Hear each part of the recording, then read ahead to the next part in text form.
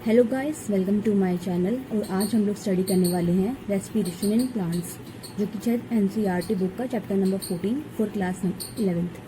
तो ये respiration in plants हम लोग स्टडी कर रहे हैं। वैसे तो मैंने इसके काफ़ी सारे टॉपिक्स की अलग अलग वीडियोस बना दी है, जो कि आप चाहें तो प्लेलिस्ट में चेक कर सकते हैं।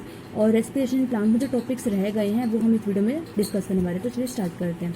Respiration in plants. तो रेस्पिरेशन इन प्लांट्स मतलब रेस्पिरेशन का क्या डेफिनेशन होगा। रेस्पिरेशन कुछ भी नहीं है, it is an energy releasing enzymatically controlled catabolic process. एक कैटाबोलिक प्रोसेस है, मतलब एक बड़ा मैक्रो मॉलिक्यूल स्मॉल मॉलिक्यूल्स में ब्रेक होगा। क्योंकि देखो मेटाबॉलिज्म दो टाइप का होता है, तो कैटाबॉलिज्म या फिर एनाबॉलिज्म। कैटाबॉलिज्म वो होता है जिसमें एक बड़ा मॉलिक्यूल स्मॉल में ब्रेक हो जाता है, और एनाबॉलिज्म वो होता है जिसमें स्मॉल मॉलिक्यूल्स मिलकर एक बड़ा मॉलिक्यूल बनाते हैं। यानी कैटाबोलिक एक तरह का ब्रेक डाउन होता है, और एनाबॉलिक ब्रेक अप टाइप लगा लो कि मिलके कुछ और बनाना बड़ा। तो ये कैटाबोलिक प्रोसेस है which involves a step wise oxidative break down of food substance inside the living sales.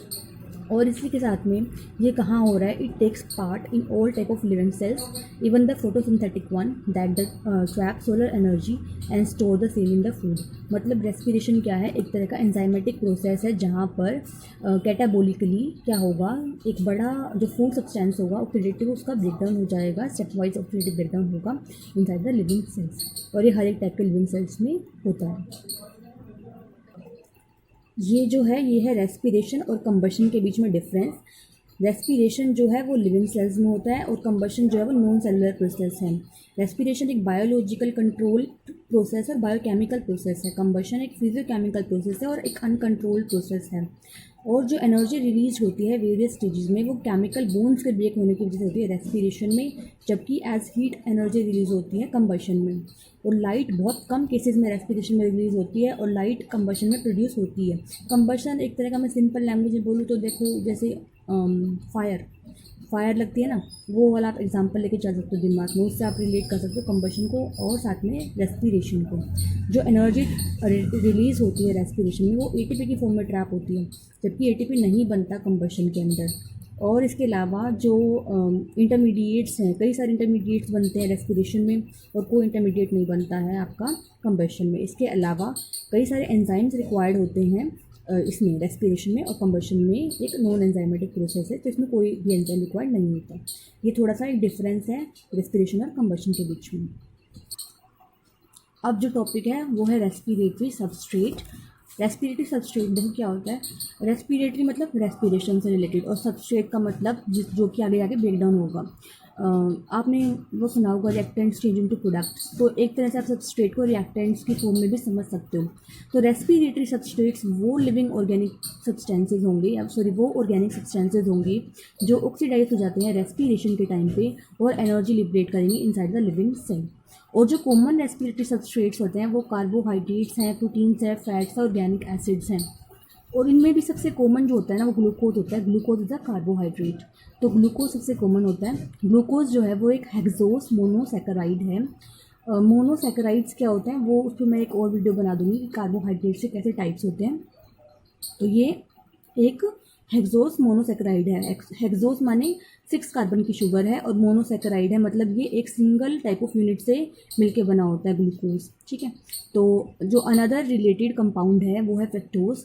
इसी की तरह होता है ग्लूकोज की तरह ही फ्रक्टोज भी 6 कार्बन की शुगर है। और ग्लूकोज जो होता है वो एक स्टोरेज कार्बोहाइड्रेट है, जो कि मोस्ट प्लांट्स में यूज़ होता है एज अ फूड स्टोर होता है ग्लूकोज।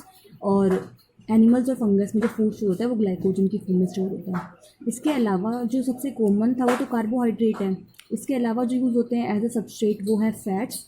इसके अलावा प्रोटीन्स भी यूज़ होते हैं एज अ सबस्ट्रेट, और ऑर्गेनिक एसिड्स भी यूज़ होते हैं एज अ रेस्पिरेटरी सबस्ट्रेट। लेकिन जो सबसे कॉमन है that one is the glucose. Glucose is the सबसे कॉमन रेस्पिरेटरी सबस्ट्रेट। इसके बाद जो यूज़ होता है वो that is the fats.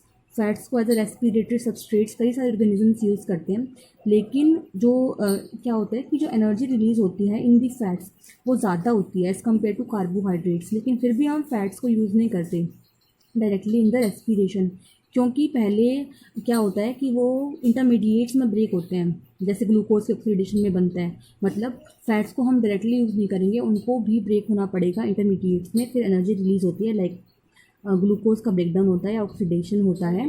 Glucose भी एसिटाइल कोएंजाइम में ब्रेक होता है, इसी तरीके से फैट्स भी एसिटाइल कोएंजाइम में ब्रेक होता है या फिर ग्लिसरॉल्डिहाइड फॉस्फेट में ब्रेक होता है। Besides carbohydrates and fats proteins भी यूज़ होते हैं रेस्पिरेशन में, लेकिन प्रोटीन्स बहुत रेयरली यूज़ होते हैं। रेस्पिरेटरी सबस्ट्रेट्स के ही बेसिस पे दो टाइप का रेस्पिरेशन है, एक है प्रोटोप्लाज्मिक रेस्पिरेशन, एक है फ्लोटिंग रेस्पिरेशन। जो प्रोटोप्लाज्मिक रेस्पिरेशन है इसमें जो रेस्पिरेटरी सबस्ट्रेट है वो है प्रोटीन्स, जो फ्लोटिंग रेस्पिरेशन है उसमें कार्बोहाइड्रेट्स या फिर फैट्स होता है एज अ रेस्पिरेटरी सबस्ट्रेट। और प्रोटोप्लाज्मिक जो रेस्पिरेशन है जिसमें हम प्रोटीन्स का जो सबस्ट्रेट यूज़ कर रहे हैं उन्हें हम ज़्यादा लंबे टाइम तक यूज़ नहीं कर सकते, क्योंकि क्या होता है कि इससे जो स्ट्रक्चरल जो फंक्शनल प्रोटीन्स होते हैं, क्योंकि हम प्रोटीन्स को यूज़ कर रहे हैं एज ए सबस्ट्रेट, तो जो स्ट्रक्चरल और जो फंक्शनल प्रोटीन्स होंगे वो क्या हो जाएंगे, डिप्लीट यानी खत्म होना शुरू हो जाते हैं। और साथ ही साथ में अमोनिया भी बन रहा है साइड प्रोडक्ट में, और अमोनिया टॉक्सिक होता है, इसलिए हम प्रोटोप्लाज्मिक रेस्पिरेशन को ज़्यादा लंबे टाइम तक यूज़ नहीं कर सकते। साथ में हम एक डिफरेंस देख लेते हैं प्रोटोप्लाज्मिक रेस्पिरेशन और फ्लोटिंग रेस्पिरेशन के बीच में।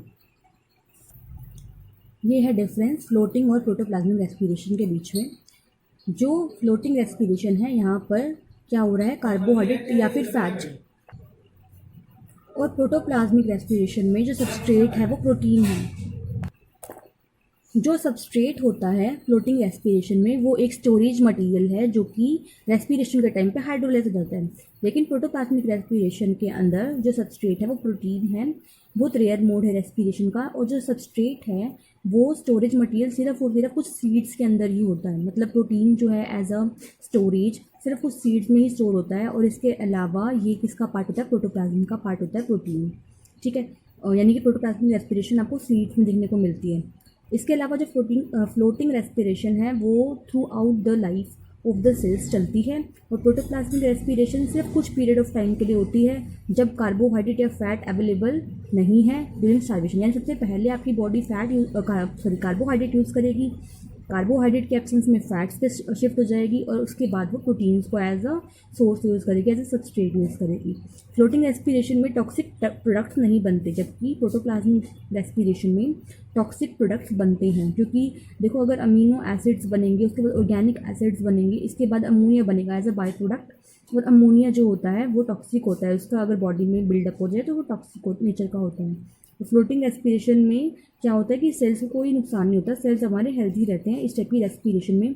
जबकि प्रोटोप्लाज्मिक रेस्पिरेशन में सेल्स अल्टीमेटली मरेगा, क्योंकि देखो टॉक्सिक प्रोडक्ट अगर इकट्ठा होना शुरू हो जाएगा, that is the ammonia, that will ultimately lead to the death of the cell. ये है difference between the floating respiration the protoplasmic respiration. और यहाँ पर मैंने आपको बताया है कि किस तरीके से जो रेस्पिरेटरी सबस्ट्रेट है वो वेरी कर सकते हैं, और किस टाइप के रेस्पिरेटरी सबस्ट्रेट्स आपको देखने को मिल सकते हैं।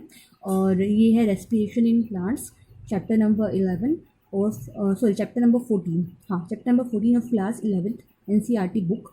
और मैंने यहाँ पे बुक जो रेफ़र की है वो है Truman. I hope you like this video, और अगर आपको कोई भी डाउट है तो आप कमेंट बॉक्स में मुझे दे सकते हैं वो डाउट, मैं आपकी प्रॉब्लम लेने की कोशिश करूँगी। And I hope you like this video. If you like this video please give it a big thumbs up and also subscribe to my channel for more upcoming videos. Thank you.